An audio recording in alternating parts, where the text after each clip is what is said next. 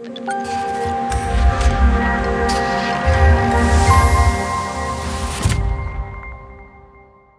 morning to everybody who may be watching, or to anybody watching in the future. This is Harry and Seb Talks, our weekly show that we host on a Friday morning. Slightly late today because I overslept. Don't tell anyone. And this week we're joined by Daniel, who works at RE7 as the creative director, right, Daniel? Or? Yes. Nice. So, as always, if you'd like to follow me, then it's at Imaginary Space on Instagram or Harry Roper on LinkedIn. And Daniel and Sebastian, I'll go point this way, are both on LinkedIn, right, guys? And then RE7 on Instagram as well. Nice. Exactly.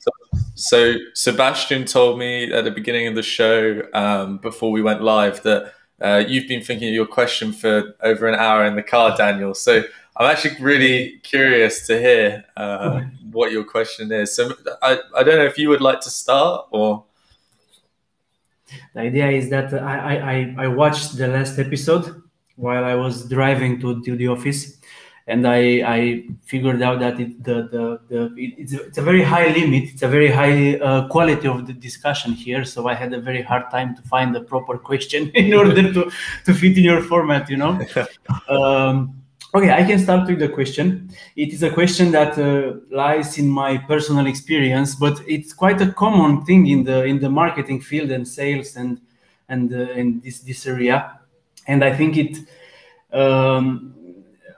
most of the time the creative people have this a problem, which appears in the relationship with the client, because I don't know in the strategy process or the planning process how it's going, but in the creative process, the client most of the time wants to be involved in your work, whether to give you advices before you start to work, or to try to review your work and to give you some advices in order to do some changes, you know. So my question for you is, should be a limit of involvement, you know, of the client in your work in this field of marketing and sales and stuff like this? Sure. Really nice question. Do you want to go first, Sebastian, or should I jump in? I can tell you how about our practice. Sure. So, or let's play my role, because Daniel has another role. Daniel wants to make the client also happy and deliver like a really outstanding product, design, right? or result, you know. So sometimes he gets stuck in the process, which I understand as a creative director. You want to come up with the perfect thing or the best thing, you know, for the client. I have to look at the numbers, of course, and have to take this in consideration. So it depends on the client, how much the client is paying, of course, and also how the entire process looks like. So if the client is really like he's calling them times a day to change something, then it's a really struggling process, not only for us, but also especially for Daniel. And the creativity gets lost somehow, because the client wants to speak too much with it. But what helped us, or what we learned in the past, was like when we have like a good briefing with Daniel directly with the client, that brings a much smoother process and faster results. Sure. Yeah, I think it's a really great point, and it kind of ties into what I was going to say as well, which is that I think setting boundaries from the get-go is really important, and letting them understand your process. So we do a round of design, and then we do a revision, and then we do another round of design where we work on the stuff that you gave in the revision/feedback cycle.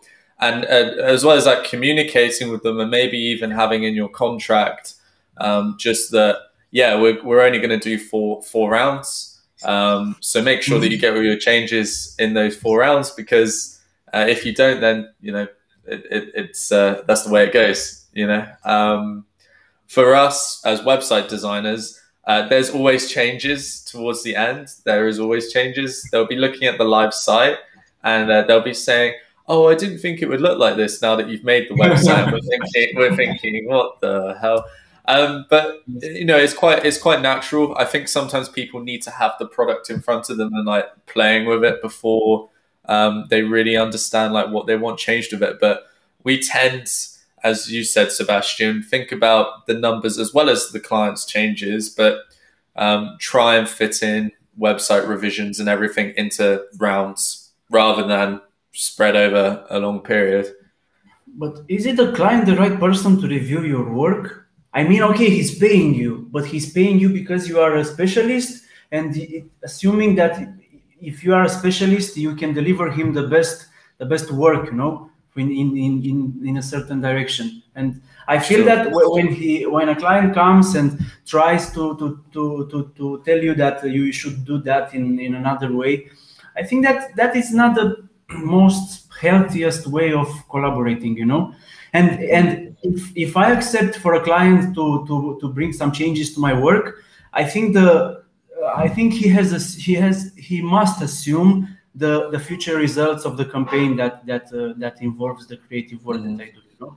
Because if you tell me you should change that color, even though I know that color fits very well there because I have a specific audience, you know, and I want to deliver a specific message, because the creative process, it's not just creativity; it's a mix of creativity and strategical thinking in the sales field and stuff like this, you know.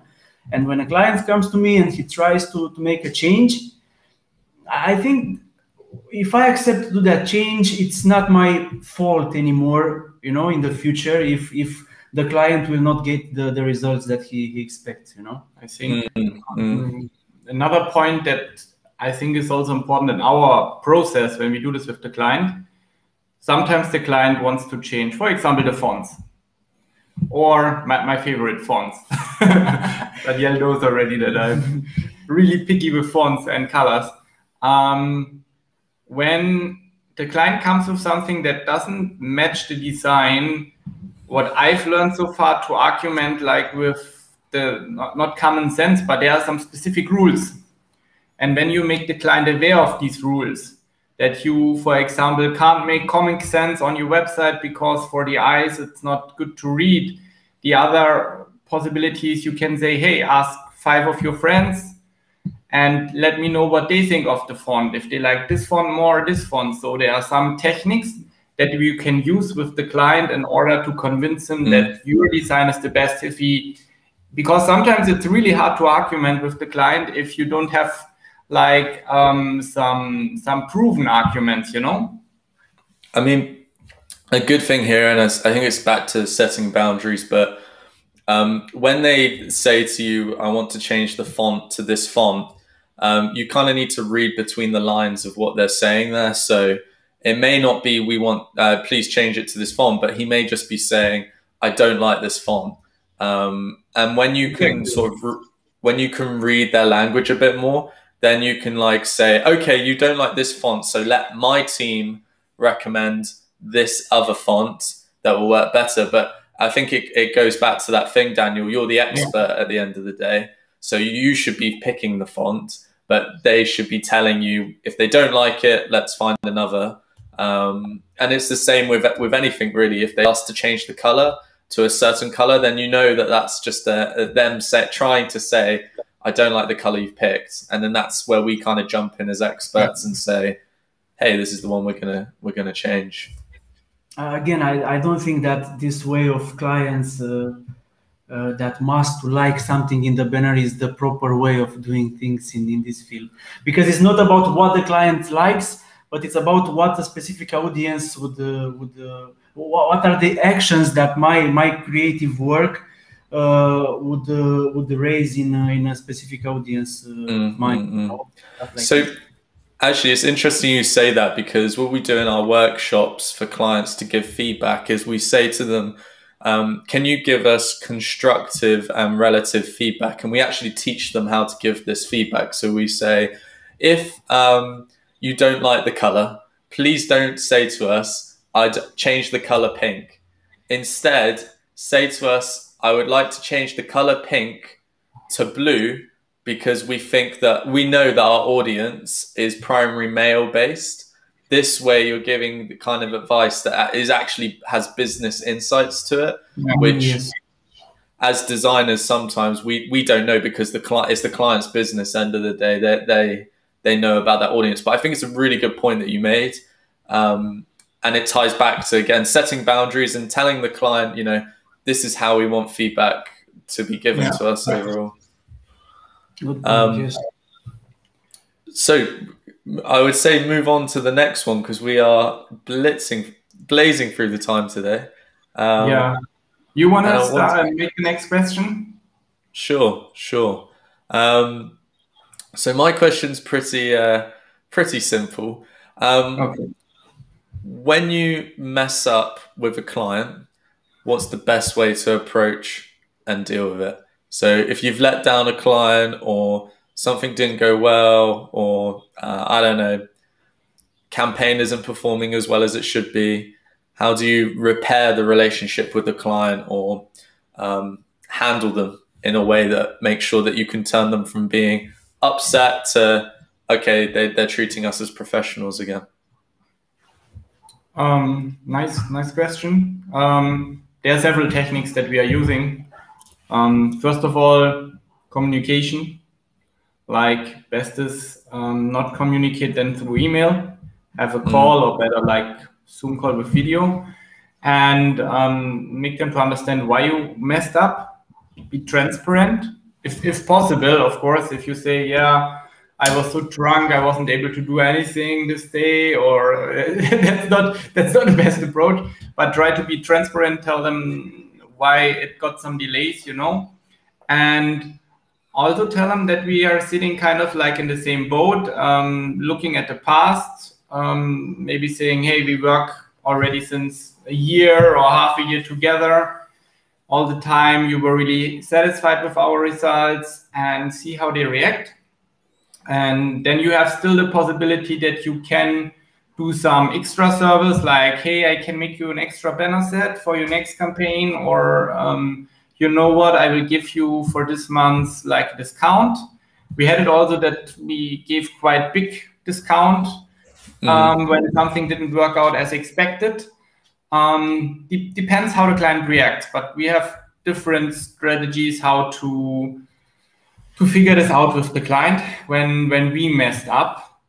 Sometimes they also say we messed up, but we didn't mess up. It was like something that was unexpected or wasn't properly communicated. Like when we work with international clients, and for example, Easter is sometimes 2 weeks after the normal Easter in Europe. And when they don't know this and they contact us during this vacation time here in Romania, and nobody is working, that get tension, if you inform them before, like, hey, in Romania it's a bit different because Orthodox Easter, we are not here in the office, then it's clear communicated that we won't be in the office, Sure. Most of the time I'm not the most confident person. So before starting to work with a client, I keep in mind to remind him that we are not doing an exact job. It's not like we do this, and if we do this 100% we will get this result. We did this result, and I'm taking care to remind him that whatever we do, and that is independent on our professional background, we are working in a very dynamic field, and bad things can happen, In this way, when we have a problem with the client, I just go back and remind him that it may not be necessarily our work, or instead we are trying to be proactive, and instead of trying to excuse ourselves that it's not our fault or it's somebody else's fault, we are trying to propose him to make an analysis to see how we can optimize the campaign and stuff like this, instead of just defending ourselves. All right. Yeah. Yes. I forgot. This is also important. When there is some campaign not performing, then when we say, hey, let our data analyst look over it and figure out how it goes or what went wrong. And maybe we get some new insights for the client that are really valuable and which we can optimize the campaigns. Yes, really nice. I observed that from, I don't know, since few months, well, after we started to work in this way, when there is a problem, the clients are not coming to us anymore and tell us, hey, something's wrong or it's your fault, or they are coming to us and they are saying, hey, this is not working, let's find a way to optimize the things, to improve them, to make them better, you know. And perfect. I think it's a healthier way to collaborate. Of course, this is applicable when it comes to the process after we launch a campaign, for example. But in the pre-launch campaign, when we make the strategy, the plan, and when I make the creatives, for example, if I do a mistake or if I don't respect a deadline or stuff like this, it's my fault exclusively. It's nobody's fault, you know. And I think alongside having how can I say, before wanting a client to be frank with you and to be okay and not to blame you for every single small thing, I think we can act professional, and we should act like to respect our deadlines and stuff like this, you know. Because when you have a good collaboration with a client when it comes to setting the campaigns and to create the materials necessary for the campaigns and stuff like this, and the client is satisfied with your work, in the future when a problem comes, the client knows that he works with a good person, with a professional one, you know, and in this way he comes with a constructive message to you, not with blames or stuff like this. Yeah, I really like that, Daniel. And the bit that you said as well about having that relationship where they're not coming to you and saying, hey, what the fuck is going on? And instead they're saying, let's fix it. Let's work together on it. And I think that's the healthiest relationship you can have with a client, really. And it's the least, it's frictionless. There's no friction in that case. Yeah, for us overall, I think as you said, from a business perspective, Sebastian, it's about having the ability to offer something in return for messing up, and understanding and being honest about that as well. And then I think what you said, Daniel, ties in really well with that as well, where it's all about being able to admit that something went wrong on your end, if something did go wrong on your end, and then being I guess having enough energy to say, let's fix this, let's do something to improve it now. The only thing that I would add as well is sometimes small gifts at the end of projects really help out. So if you know that a project was very turbulent all the way to the end, when you get to the end and you launch the website or the marketing campaign, maybe a small gift. If they like coffee, buy them some coffee. If they like champagne, buy them a bottle of champagne. Just a small thing. And maybe just give them a little handwritten note that says, you know, I appreciate this was quite the crazy journey to get here, but really happy, really happy that we've launched the project now, and just showing that you're excited, really excited to see where it goes, kind of thing. Nice. But yeah. Yeah. We are used to send gifts when we mistake something, when we try to apologize, you know. Sure. In that case, it's not a surprise anymore. It's quite a normal thing when a client receives we are not doing this, but in general, you know, you send a gift when your culture, yeah. Yes. And in Romania, at least, people, when they receive a gift from a person that did a mistake in front of them, you know, it's not such a big surprise. But when we give something that is more than that person expects to receive, the feedback is, I don't know, it's all the time it's positive, and they are surprised, and you change their mood in a very good way. I do this most often with the clients, but when it comes with creatives, I mean, they give me a deadline of 2 or 3 days to finish something. I finish it in an hour or 2. Or we have to do 3 banners for them. I do 4 or 5 and tell them, hey, I did 5 banners for you to choose the best ones, to have a larger palette of banners to choose from, and stuff like this. And they're like, wow, this is different, and they also feel that they matter in this thing, Yes, exactly that. And I think that's really good to know that they have skin in the game. To know they have skin in the game. So Sebastian, I'm really interested to hear what your question is actually, man. Yeah, we have just to see that that it doesn't go too much, because my question is an open question and you can talk a lot about it.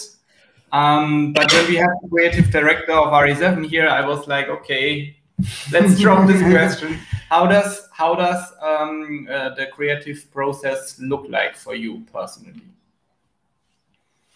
Interesting. Should I start because it involves me directly, or if you like, you can. My creative process. The idea is that I'm still, after almost 4 or 5 years of working in this field, I'm still trying to defining a process, a specific process of working in this field, because all the time I like to see the creative process as an open process, as you said. You said that it's an open question, but this process is always open. The idea is that a lot of time I chose to focus mostly on the creative process and to leave too less space to the strategical process, which involves putting a good sales message there and trying to integrate your work in the overall strategy and stuff like this, So I didn't have just for the creative process. I couldn't find a specific path to follow, like, okay, I start with this and I do this research and then I put this here and then so on, Now I'm starting to changing this, because I'm starting to put more and more the strategical part in my creative process. And I'm starting to see a specific path that I can follow here, Most of the time I start with the visuals. I don't know if, no, I'm talking shit. First time I'm starting with talking with the client. You see, as a result, it's not something old for me, it's something new. So I'm still trying to define this. I start by talking with the client and ask all the questions. I think I have a list now with almost 50 questions for the client regarding the product, the audience, I don't know, channels, his history, if he has past ads, or I ask for all the materials that he has on that product, advantages, benefits, USPs, some specification of the products. I know the materials that the product is made of and stuff like that. I'm trying to find out to know everything about that product, and I'm trying to find out everything about the audience I'm talking to. After that, I start to work on my creative process, based on that, and I put all my process. I'm trying to build it around the info that I got from the client, and sure. I think I don't think it's something special. This is standard. This is the standard in this professional field, and I barely know. I'm starting to discover it and to deepen it more and more, Sure. No. Yes. No. Please. How's it for you? So, yeah, I was just going to say, for us, it's a little bit different. So we'd start with the questions and answers. I think that's really interesting to hear that not only your agency does it, but I know several other agencies that do it as well. And I think it really gives you a cool insight, because the client can write loads or they can write very little. But we always have a call straight after where we do a workshop with them. We go over the answers to the questions that they gave, and we also help define their messaging a bit. So creating a story, pulling out some brand values, identifying keywords that they really like clean or fuzzy or smart or casual, which really helps define like the style that we're going to be going for.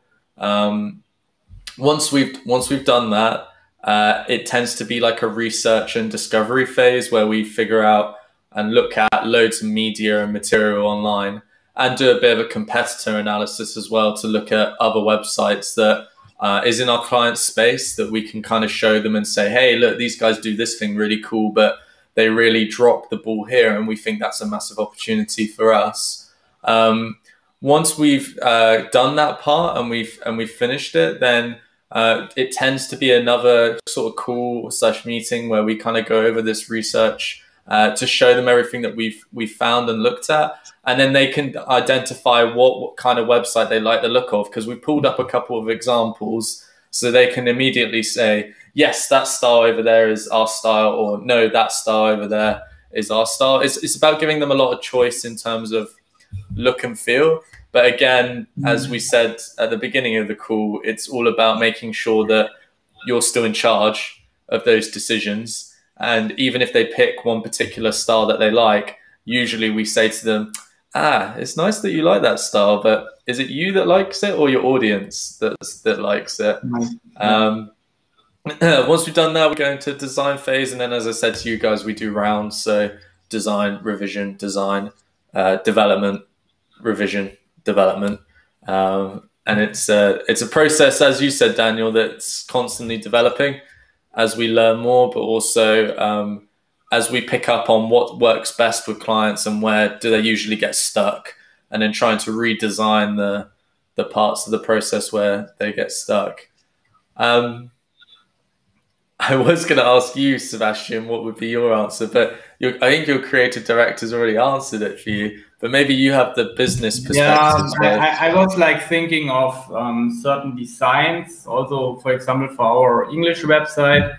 So I like first to get somehow do research, get inspired, think what I like, then make like a mock-up, get opinions of others, and then define it. I was also this morning, when I was thinking of the question, I was also thinking when I'm playing piano and make a new song, you know. This kind of like the same, it's a process, like I'm getting inspired, I'm looking for a melody that sounds nice, then implement like a pattern for it, and then to finally took many patterns together in order to make like a nice song. So kind of like the same way, but it's quite lots of concepts. Or also with a logo, I like to get first inspired to see, for example, what the industry, which colors does the industry know and normally use in these directions, how do they present themselves, and from that to get inspired and to like meditate a bit about it, and then come with like my own ideas. I think it's really important what you just said as well, like giving yourself some time to think about it rather than rushing it. I think probably a lot of young designers, I wonder if you would agree, Daniel, they may not take some time to think about what they're designing, and instead their head is in the sand and they're just working really fast, but they're not breathing. They're not taking some time to breathe and think about it. Yeah. Many times we have the same problem because time it's something very rare. It's a luxury in our field, and many times I feel the need for more time in order to take care of something. Yes, but nice. to put in the same bucket all the three questions that we talked about today. Yesterday, about the client involvement, about your relationship with the client, you know, and about the time. Yesterday, I spent an entire day, all the day for one client, even though we even don't have a contract signed with that client. They asked for an audit, and I try to do something more for them. Okay, I mix two things. I discover some things that we can implement for us. And on the other side, I think we can deliver something very special for this client, and they will choose us among the others, because we give them something very, very different and very, very special and full of new insights for them. And I can put a bet on that, you know. Nice. The idea is but I worked an entire day for this client, but on the other hand, I didn't have time to work for other clients, you know. So. I don't know. Even though you are trying to organize yourself a lot, many times I speak with the guys in the office about timing and about organizing your time and stuff like this. But they are strategical people. They are built strategies, planning, business, I don't know, administration, stuff like this. I am the only creative person in this agency. And I don't know. I think we do, for sure we do different jobs. And I feel all the time that I need more time, because you can't, Sebastian all the time is telling me, hey, put me in that task, put me an average time you need for finishing that project, you know. And I'm like, I don't know. Okay, we have to test. We have to find out by experiencing this. You know, I will put an hour there, and if I finish it in 2 or 3 hours, I will adjust the time I need. But I can't put an hour or 2 there, because I don't know how much time it will take me. You know, for real. Sure. Could take 5 minutes. Could take 3 hours. Yes. Yeah, the ideal situation is to finish it in 5 minutes, and I think that's the dilemma between, like, in a creative agency, between the boss that is looking, of course, that your company at the end makes some profit, but also to deliver the results, like really outstanding creative results. And yeah, this is like not the tension, I would say, but this is the challenge in an agency. And it's always a balancing act, I think. It's always finding that perfect balance. But yeah, well, we've reached our 30 minutes. So I wanted to say a real big thank you to you, Daniel, for joining us. Really grateful. Yeah, thanks. It was a real pleasure. Yeah, really grateful. Really grateful. And if you want to follow Daniel on Instagram, it would be... Puisor. I have the same name on every platform. So Facebook, on LinkedIn. And there you go. There you go. All the platforms where big guys stay. Sebastian is RE7 Consulting on Instagram and Sebastian Bayer on LinkedIn. And I'm Harry Roper on YouTube, Imaginary Space on Instagram, and Harry Roper on LinkedIn. This is the Harry and Seb Talk Show, so you'll be able to find us on YouTube. And we've also got a LinkedIn page, I think, if you want to follow us on LinkedIn as well. But yeah, guys, really big thanks for joining us today, and looking forward to the next one. Perfect. Yeah, bye.